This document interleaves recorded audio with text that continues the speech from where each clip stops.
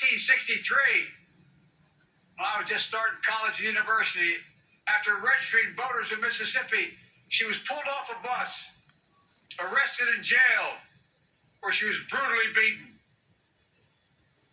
In her cell, next to her, was Fannie Lou Hamer, who described the beating this way, and I quote, "I could hear the sounds of the licks and the horrible screams. They beat her. I don't know for how long. And after a while, she began to pray and ask God to have mercy on those people." Annelle Ponder's friends visited her the next day. Her face was badly swollen. She could hardly talk, but she managed to whisper one word: freedom. Freedom, the only word she whispered. After nearly 250 years since our founding, that singular idea still echoes, but it's up to all of us to make sure it never fades, especially the students here, your generation, that just started voting, as there are those who are trying to take away that vote you just started to be able to exercise. But the giants we honor today were your age when they made clear who we must be as a nation. Not a joke. Think about it. In the early 60s, we're sitting where you're sitting. They were you. And like them, you give me much hope for the future. Before and after, in our lives, and in the life of this nation, democracy is who we are, who we must be, now and forever. So let's stand in this breach together. Let's love good, establish justice in the gate. And remember, as I said, this is one of those defining moments in American history. Each of those who vote will be remembered by class after class in the 50s and 60s, the 2050s and 60s.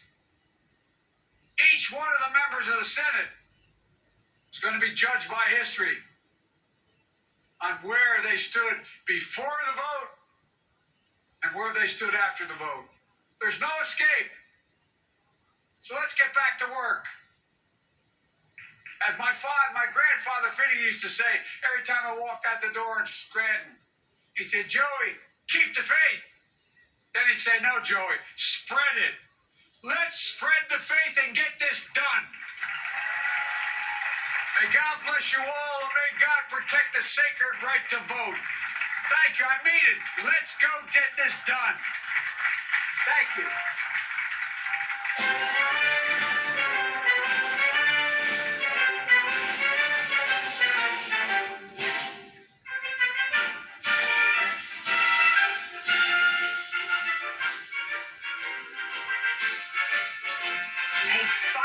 President Joe Biden delivering a speech that a lot of his supporters have been waiting a long time to hear.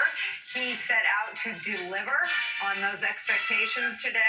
The president and vice president set out to kill the filibuster once and for all. If those calls are heeded in the Senate, we will bring that breaking news to you. I want to start with you, Claire McCaskill, and this framing of the speech. This president made clear, he said this: "I support changing the Senate rules in whatever way they need to be changed to protect the majority rule." Do you know how many people out there watching in the public support that? 57% of Democratic voters support the majority rule, and 15 percentage points more on the Republican side support majority rule. This president, this White House, has the public behind him, has the base of his party behind him, has the coalition that sent him and the vice president to the White House behind him. Is this really a Manchin conversation at this point, Claire? Well, and I thought that's what was really important about this speech, Nicole. And by the way, let me not go any further before I say welcome, Simone. We're so glad that you're with us, and I look forward to many great conversations with you.